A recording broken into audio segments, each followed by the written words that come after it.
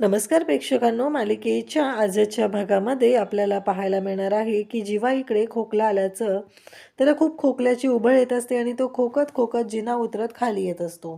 तेव्हा विक्रम आणि मानिनी दोघंही तिथे येतात. जीवाला काय झालंय, जीवा एवढा का खोकतोय म्हणून दोघंही धावत आलेले असतात.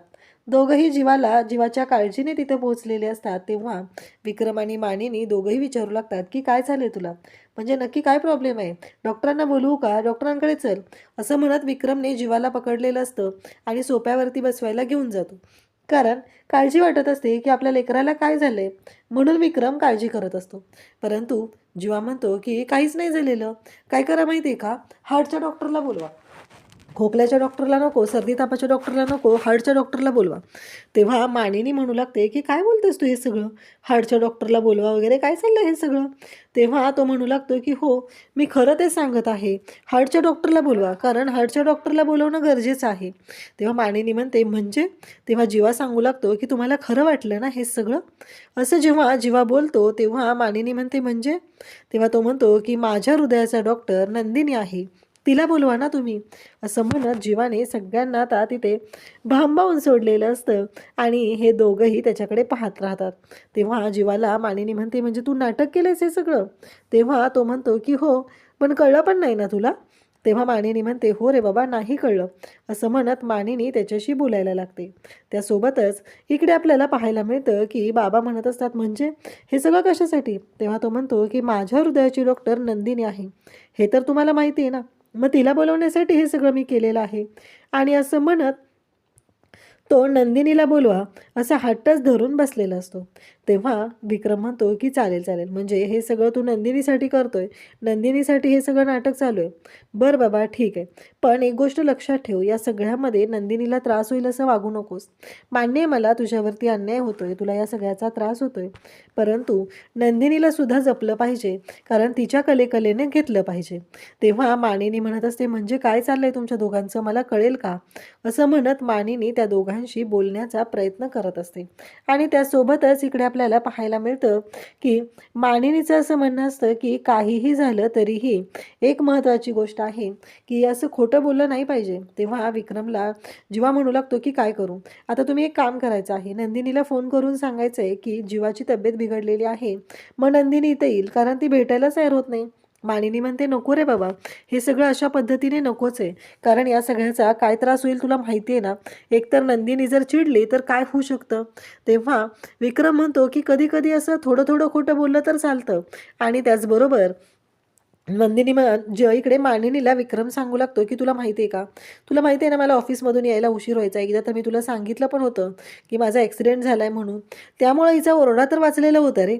तेव्हा मानिनी म्हणते म्हणजे तुम्ही खोटं बोलला होता. तेव्हा विक्रम म्हणतो हो, कारण त्यावेळेस मग तू माझ्यावर रागवली नाही आहेस ना, म्हणून मला हे खोटं बोलायचं नाटक करावं लागलेलं होतं.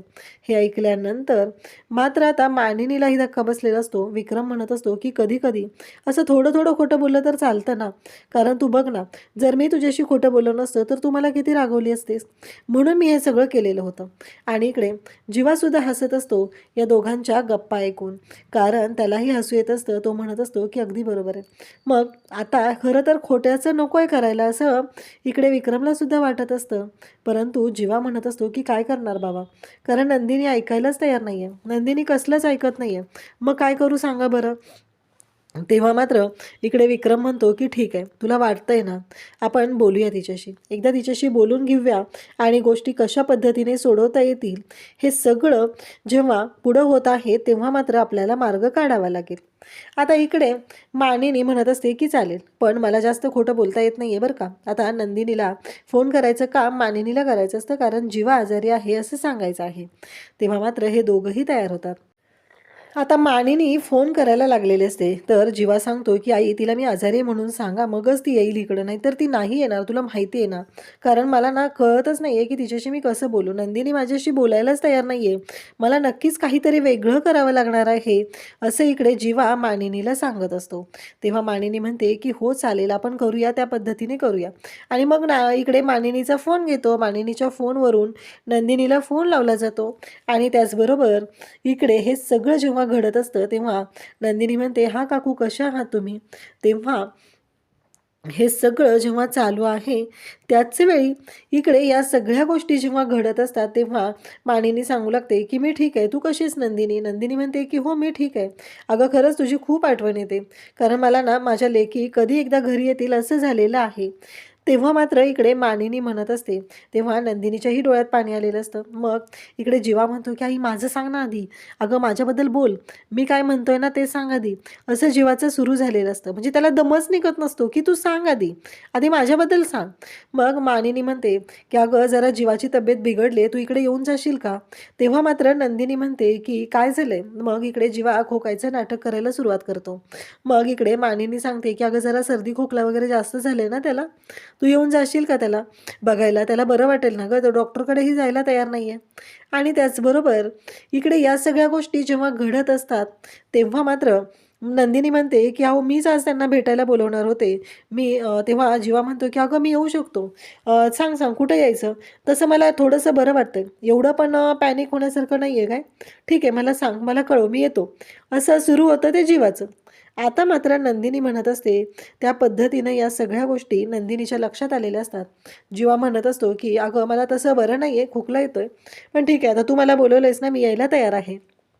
तेव्हा मात्र नंदिनी म्हणते, की "मला माहिती आहे, तुम्हाला काहीही झालेलं नाहीये, तुम्ही आजारी नाहीये, तुम्हाला काहीही झालेलं नाही." तेव्हा जीवा म्हणतो, "अगं नंदिनी ऐकून घे, तसं नाहीये, मी खरंच आजारी आहे, मला बरं वाटत नाहीये." तेव्हा नंदिनी म्हणते, "मला माहिती आहे, मी लोकेशन तुम्हाला कळवते, तुम्ही त्या ठिकाणी या. टायमिंग आणि लोकेशन मी मेसेज करते."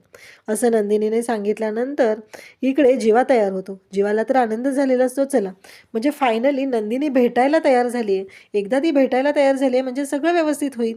इकडे मानिनी आणि विक्रम दोघंही वेगळ्याच आता दुनियेत गेलेले असतात. त्यांना असं वाटत असतं, की जीवाला खरंच यश मिळू दे. जीवा म्हणत असतो, की "बाबा मला तुमच्या आशीर्वादाची खूप गरज आहे. मला तुमचा आशीर्वाद हवा आहे. तरच मी आज नंदिनीला इथे जिंकू शकतो. तिचं मन परिवर्तन करू शकतो. तिला समजवू शकतो." असं जीवा इकडे विक्रमला आणि मानिनीला सांगत असतो. कारण त्याचं असं म्हणणं आहे, की नंदिनीला समजवण्यासाठी मला खरंच खूप आशीर्वादांची खूप गरज आहे, ब्लेसिंगची. कारण नंदिनी एवढ्या सहजासहजी तयार होणार नाही, असं त्याचं म्हणणं असतं. आणि तेही तेवढंच खरं आहे. सगळ्यांनाच माहिती आहे, की नंदिनी जशी समजून घेणारी आहे, तशी ती रागाला गेल्यानंतर ती कोणाचं काहीच ऐकत नाहीये. ही गोष्ट इकडे विक्रम आणि मानिनीला सुद्धा माहिती आहे. कारण तिचा स्वभाव कसा आहे, ती एकतर लोकांना खूप समजून घेते, सगळ्या परिस्थितीमध्ये समजून घेत असते. पण आज ज्या गोष्टी घडलेल्या असतात, त्यामुळे नंदिनी दुखावली गेलेली असते आणि इकडे नंदिनी ज्या पद्धतीने दुखावली गेलेली आहे, त्याच्यामध्ये काव्य आणि जीवाला जबाबदार धरलं जात असतं. खरं तर बिचाऱ्या त्या दोघांची याच्यामध्ये काहीच चूक नसते, परंतु त्यांना उगीचच जबाबदार धरलं जातं आणि या सगळ्यामध्ये त्या दोघांनाही त्रास होत असतो. कारण त्या दोघांनी जो त्याग केलेला आहे, तो खूप मोठा असतो. त्यांच्या त्यागाची खरं तर किंमत केली पाहिजे, परंतु तसं मात्र घडत नाहीये. इथे मात्र यांचं वेगळंच सुरू आहे. यांना असं वाटत असतं, की ह्या सगळ्या गोष्टी ज्या आहेत ना, त्या आमच्यापासून लपवून ठेवलेल्या आहेत. म्हणून इकडे पार्थ आणि नंदिनी फुगून बसलेले असतात. तर इकडे जीवा आता तयार होत असतो आणि त्याला नंदिनीचा भास होत असतो. गाणं सुरू होत असतं ते म्हणजे आभास हा छळतो मला छळतं तुला आभास हा, हे गाणं सुरू असतं बॅकग्राऊंडला. नंदिनी शर्ट घेऊन येते आणि जीवाच्या समोर उभी असते. हा शर्ट घाला असं सांगत असते. त्याचबरोबर नंदिनी गोड अशी स्माईल देत असते. जीवा त्या क्षणी तो शर्ट घालतो. शर्ट घातल्यानंतरही जीवा मात्र खुश असतो. जीवा म्हणत असतो, की खरंच मला ना ह्या सगळ्या गोष्टी खूप भारी वाटत आहेत. आणि मग तो शर्ट घालतो, आरशात उभा असतो आणि नंदिनी पाठीमागून त्याला सांगते, की खरंच खूप छान दिसताय. आता नंदिनी खरंच खुश झालेली असते. या सगळ्या गोष्टी इथे आपल्याला पाहायला मिळत आहेत. खरं तर नंदिनी आणि जीवा यांचं नातं जे आहे ते खूप छान पद्धतीने फुलत आहे आणि दोघंही तेवढेच खुश आहेत. आणि नंदिनी पाठीमागे आलेली असते. जीवाने तिथलं लिपस्टिक घेतलेलं असतं आणि त्या लिपस्टिकने त्या आरशावरती स्माइली काढलेला असतो आणि जीवासुद्धा खूप खुश झालेला असतो. मग जीवा छान तयार होतो, खाली येतो आणि तो म्हणत असतो, की "मला खरंच तुमच्या आशीर्वादांची खूप गरज आहे, निघालं पाहिजे." तेव्हा विक्रम आणि मानिनी दोघंही त्याला ऑल द बेस्ट देतात. कारण नंदिनी चिडलेली आहे आणि नंदिनी ज्या पद्धतीनं चिडलेली आहे, त्यामुळे ह्या सगळ्या गोष्टी घडलेल्या आहेत.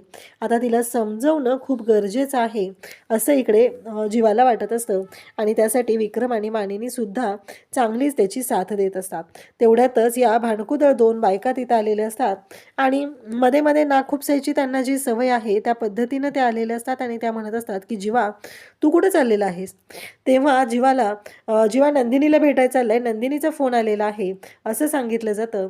तेव्हा मात्र रम्या म्हणते की ते पार्थची अवस्था अशी केलेली आहे आणि पार्थसोबत अशा पद्धतीने वागून तू नंदिनीला भेटायला जातोय. तुला जरा तरी लाज वाटते का रे. की ते पार्थची जी अवस्था झालेली आहे त्याला पूर्णपणे काव्य आणि तू जबाबदार आहात पार्थच्या या सगळ्या अवस्थेला. तेव्हा मानिनीला खूप राग आलेला असतो. मानिनी म्हणत असते की तुला काय करायचंय. तेव्हा वसू म्हणत असते की तुम्हाला कसं काही काय वाटत नाही रे, लाजा वाटत नाहीयेत. सगळ्या जगाच्या समोर ते फोटो दिसलेत, काव्य आणि जीवाने एकमेकांना किस करतानाचा तो फोटो होता.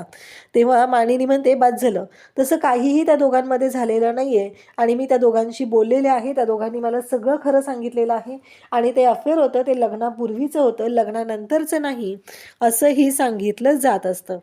तेव्हा मात्र इकडे आपल्याला पाहायला मिळतं की या सगळ्या गोष्टी जेव्हा घडत असतात तेव्हा मात्र इथे आता जीवा तयार झालेला असतो. जीवाला जायचं असतं आणि या दोघींनी आता मध्येच हा चोंबडेपणा करायला सुरुवात केलेली असते आणि इकडे जीवाला राग आलेला असतो. जीवा म्हणतो बाद झालं, हे सगळं ना तुझ्यामुळे झालंय वसुहत्या. या सगळ्याला जबाबदार ना तूच आहेस. कारण तू विचार कर ना, हे सगळं करण्यामागं कोणाचा हात होता. तू जर त्या नंदिनीच्या मित्राच्या मदतीने नंदिनीला लग्नातून किडनॅप केलंच नसतं तर किती चांगलं झालं असतं. इथे माझं आणि त्याचबरोबर काव्याचं लग्न झालं असतं, नंदिनी पारचं लग्न झालं असतं आणि ते दोघंही खुश राहिले असते. या सगळ्याला जबाबदार आहेस ना तू आहेस. या सगळ्या गोष्टी तुझ्यामुळे झालेल्या आहेत असं म्हणत जीवाने जी तलवार उपसलेली आहे, जी फायरिंग करायला सुरुवात केली वसूवरती आणि हे सगळं तू केलेलं आहेस. तेव्हा आता तिथे विक्रम असतो. विक्रम बोलायला सुरुवात करतो. विक्रम म्हणतो मला एक प्रश्न पडलाय की हे असले फोटो बाहेर कसे आले. या सगळ्याला जबाबदार कोण आहे. हे फोटो कुणी आणले बाहेर, कुणामुळे हे फोटो बाहेर आलेले आहेत असं विक्रम विचारत असतो. तेव्हा मात्र मानिनी म्हणते बरोबर आहे. मला आशा पण तीच म्हणत होती की हे फोटो आले कुठून, कारण त्या फोटोमध्ये तर हे फोटो नव्हतेच आणि तो व्हिडिओ जो बनवलेला होता तो पिहूने बनवलेला होता. मग अचानक हे फोटो इथे कसे आले. मला तिने पण सांगितलेलं आहे. इकडे नंदिनी मात्र पोहोचलेली असते. ती जीवाची वाट बघत असते आणि तेवढ्यात नंदिनी फोन करते. तेव्हा जीवाला सांगते, जीवा म्हणतो की हो मी पोहोचतोच आहे, ऑन द वे आहे.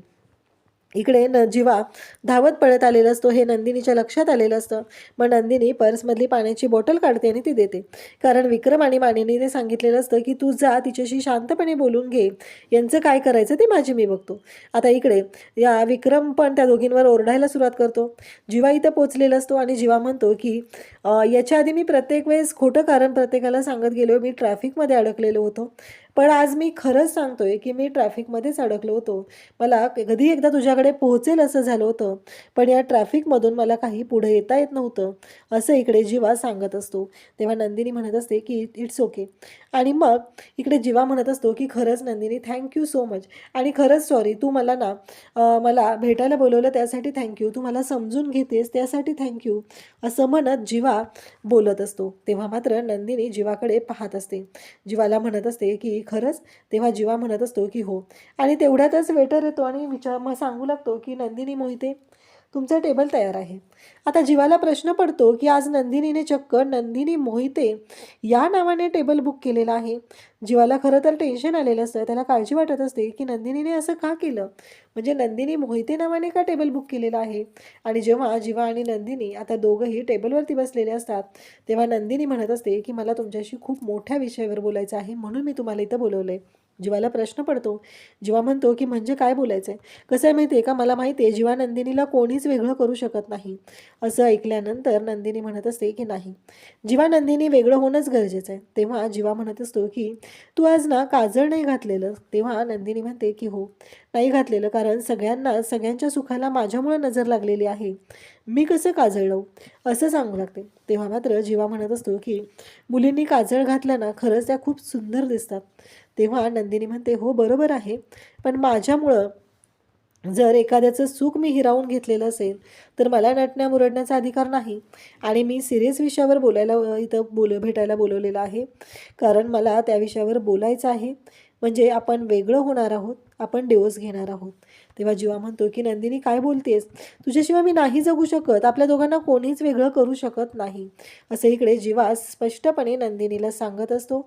आणि तेव्हा मात्र इकडे आपल्याला पाहायला मिळतं की काव्याने आता पार्थसाठी पेस्ट्री पाठवलेली असते आणि फोन केलेला असतो. फोनवरती सांगत असते की तुम्ही माझ्याकडे जेव्हा आलेला तेव्हा वेटर बनून आलेला होता आणि ही पेस्ट्री तुम्हाला दिलेली आहे. बरं माझ्यासाठी नाही, आपल्या मैत्रीच्या प्रेमाचा खातर तरी घ्या. तेव्हा इकडे पार्थीला म्हणू लागतो की या पार्थच्या आयुष्यातला प्रेम हा शब्द निघून गेलेला आहे आणि पार्थ खरंच खूप चिडलेला असतो. तेव्हा मात्र काव्या म्हणत असते की नक्कीच तुमच्या आयुष्यातला प्रेम हा शब्द मी पुन्हा आणणार आहे आणि माझे पार्थ देशमुख पुन्हा आणणार आहे. त्यासाठी जे करावं लागेल ते करायची तयारी आहे. अशाच अपडेटसाठी चॅनलशी कनेक्ट राहा.